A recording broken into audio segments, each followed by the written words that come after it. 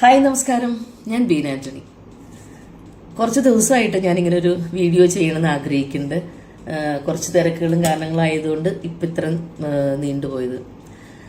നമുക്കെല്ലാവർക്കും അറിയാം, അമ്മയിൽ ഇപ്പം ഈ കുറച്ച് നാളുകളായിട്ട് നടന്നുകൊണ്ടിരിക്കുന്ന ഇഷ്യൂസൊക്കെ എല്ലാവരും വായിക്കുകയും കേൾക്കുകയൊക്കെ ചെയ്യുന്നുണ്ട്.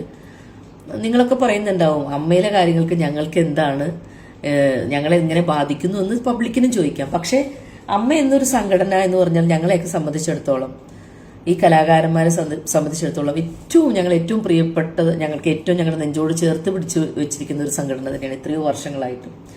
അപ്പൊ അതിലൊരു അതിന്റെ ഇടയിൽ കുറെ പ്രശ്നങ്ങൾ ഉണ്ടാവുക, അതൊരു എല്ലാവരും അങ്ങോട്ടും ഇങ്ങോട്ടും ഒരു ഒത്തൊരുമയില്ലാതെ പ്രശ്നങ്ങൾ ഉണ്ടാവുക എന്ന് പറയുമ്പോൾ അത് നമ്മളെല്ലാവരെയും ബാധിക്കുന്ന ഒരു കാര്യമാണ്. മാനസികമായിട്ട് ഞങ്ങൾക്ക് എല്ലാവർക്കും നല്ല വിഷമത്തിലാണ്. അപ്പൊ അത് ഈ കഴിഞ്ഞ ജനറൽ ബോഡിയിൽ ഉണ്ടായ ഇഷ്യൂസ് ഒക്കെ അല്ലേ, ഞാനിനി അതൊന്നും തിരിച്ചും പറിച്ചൊന്നും പറഞ്ഞിട്ട് കാര്യമില്ല, എല്ലാവർക്കും അറിയാവുന്നതാണ്.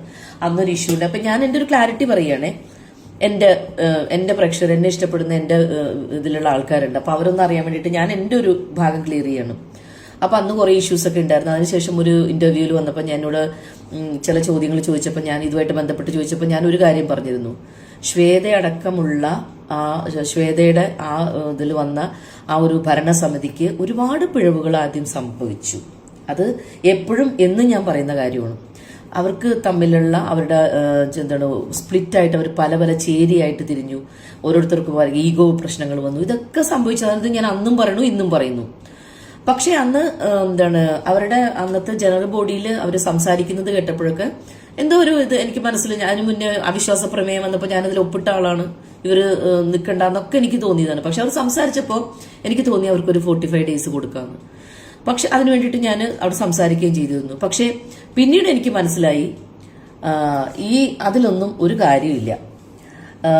അവിടെ ഭയങ്കര പ്രശ്നങ്ങൾ നിന്ന് അങ്ങോട്ടും ഇങ്ങോട്ടും ഒരുപാട് വാക്ക് തർക്കങ്ങളും എല്ലാം കഴിഞ്ഞിട്ട് അവസാനത്തെ തീരുമാനത്തിൽ ഇവര് രാജിവെക്കുകയാണ്. ഈ 17 അംഗങ്ങളുള്ള ആ ഒരു സമിതി രാജിവെച്ചു എന്ന് പറഞ്ഞ് പുറത്തിറങ്ങി പോകുന്നു. പുറത്തു വന്ന് മാധ്യമങ്ങളെ കാണുന്നു. ശ്വേത പറയുന്നു, ശ്വേത പ്രസിഡന്റ് സ്ഥാനവും രാജിവെക്കുന്നു. അമ്മയിൽ നിന്ന് പോകരുതെന്ന് ഞങ്ങളെല്ലാവരും ഒന്ന് പറഞ്ഞു. ശ്വേത ആ ഒരു തീരുമാനം ഇപ്പൊ എടുക്കല്ലേ എന്നൊക്കെ പറഞ്ഞിരുന്നു. പക്ഷെ അതൊന്നും കേട്ടില്ല. പുള്ളിക്കാരിയുടെ ഇഷ്ടം പറഞ്ഞു, അതങ്ങനെ കഴിഞ്ഞു. എന്നിട്ട് ഇപ്പോ ഈ 2 ദിവസമായിട്ട് നടന്നുകൊണ്ടിരിക്കുന്ന ഒരു കാര്യത്തെക്കുറിച്ച് സംസാരിക്കാനാണ് ഞാൻ വന്നത്. ശ്വേതയും പിഷാരടിയും തമ്മിലുള്ള, പിഷാരടി ഈ ഒരു പ്രശ്നങ്ങൾ സോൾവ് ചെയ്യാൻ വേണ്ടിയിട്ട് നമ്മുടെ കൂടെ നിന്ന ആളാണ്.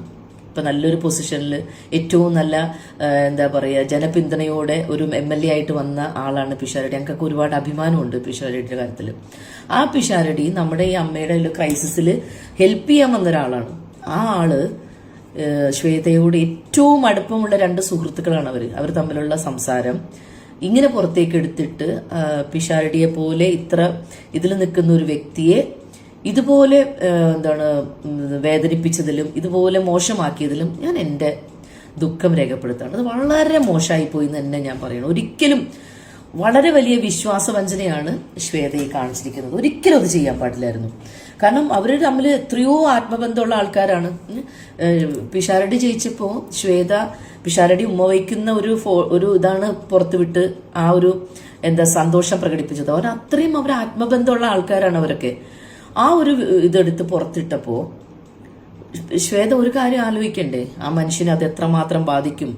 ഇത്രയും പൊളിറ്റിക്കലി ഇത്രയും വലിയൊരു ഇമേജിൽ നിൽക്കുന്ന ഒരു മനുഷ്യനെ എന്തുമാത്രം മോശം രീതിയിലാണ് ഇപ്പോൾ മറ്റുള്ള പാർട്ടിയിലുള്ളവരും ആൾക്കാരും പറയുന്നത്. ആ ഒരു അവസ്ഥയിലേക്ക് ഒരിക്കലും പിഷാരടിയെ ആക്കാൻ പാടില്ലായിരുന്നു ശ്വേത. ഞാൻ അതിൽ ശക്തമായിട്ട് ശ്വേതയോട് പ്രതിഷേധിക്കുന്നു.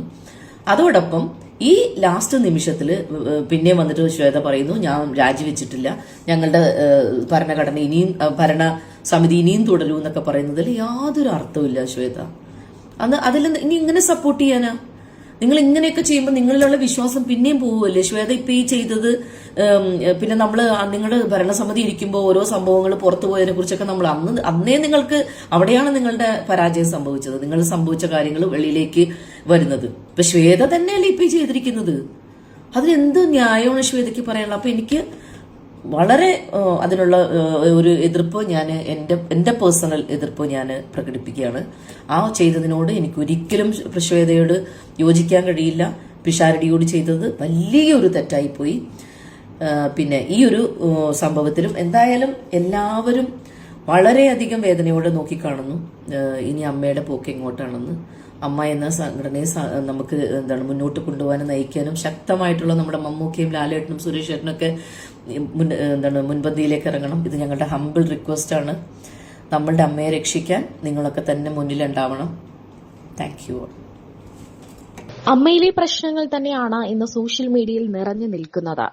ആദ്യമൊക്കെ അമ്മയിൽ നടന്ന കൂട്ടരാജി ഒരു വലിയ ചർച്ചയായിരുന്നു. കഴിഞ്ഞ ദിവസം രേവതിയും പത്മപ്രിയയും ഉൾപ്പെടെയുള്ളവർ രാജിവെച്ചതായി റിപ്പോർട്ടുകൾ പുറത്തു വന്നിരുന്നു.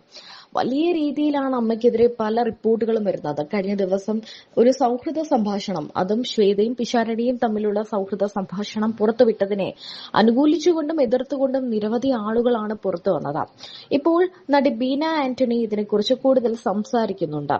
ശ്വേത മേനോന് ഒരു അവസരം കൊടുക്കാമെന്നൊക്കെ താൻ കരുതിയിരുന്നു എന്നും എന്നാൽ ഈ കാണിച്ചത് വളരെ മോശമായി പോയി എന്നും ബീന ആന്റണി തുറന്നു പറയുകയാണ്.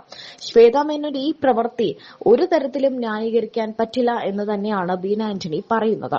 താരസംഘടനയായ അമ്മയിലെ അഡ്ഹോക് കമ്മിറ്റി കൺവീനറായിരുന്ന MLA രമേശ് പിഷാരടിയും സംഘടനയുടെ പ്രസിഡന്റ് ശ്വേത മേനോനും തമ്മിലുള്ള ഫോൺ സംഭാഷണം പുറത്തുവന്ന സംഭവത്തിൽ ശ്വേത മേനോനെതിരെ രൂക്ഷ വിമർശനമാണ് നടക്കുന്നത്. അതേസമയം ശ്വേത മേനോൻ അല്ല രമേശ് പിഷാരടിയുടെ ഫോൺ ലീക്ക് ചെയ്തത് എന്നൊരു ഞെട്ടിക്കുന്ന വെളിപ്പെടുത്തലാണ് ഇപ്പോൾ പുറത്തു വന്നിരിക്കുന്നത്. സംഭവത്തിൽ മറ്റൊരു നടിയുടെ ഇടപെടൽ ഉണ്ടായിട്ടുണ്ട് എന്നാണ് റിപ്പോർട്ടുകൾ. ചിലർ പറയുന്നത് ശ്വേത ചിലപ്പോൾ എന്തെങ്കിലും എക്സിക്യൂട്ടീവ് കമ്മിറ്റിയിലെ ആർക്കെങ്കിലും ഏതെങ്കിലും ഒരു ഫ്രണ്ടിന് ഈ ഓഡിയോ ഷെയർ ചെയ്തത് ആയിരിക്കാം. ആ ഫ്രണ്ട് ആയിരിക്കാം ഈ ഓഡിയോ പുറത്തുവിട്ടത്. അവരായിരിക്കണം ഇത് ഓഡിയോ പുറത്തുവിട്ടത്, ലീക്ക് ചെയ്തത് എന്നാണ്. ലക്ഷ്മിപ്രിയയോ അല്ലെങ്കിൽ മറ്റേതെങ്കിലും ഒരു സുഹൃത്തിനായിരിക്കണം തന്നെ പിഷാരടി വിളിച്ചു എന്ന് പറയാൻ വേണ്ടിയായിരിക്കണം ഇത് ലീക്കാക്കിയത് അല്ലെങ്കിൽ അയച്ചു കൊടുത്തത്. അതിനുശേഷം ഈ ഓഡിയോ ലീക്കായതായിരിക്കണം എന്നാണ് ഇപ്പോൾ പുറത്തുവരുന്ന റിപ്പോർട്ടുകൾ.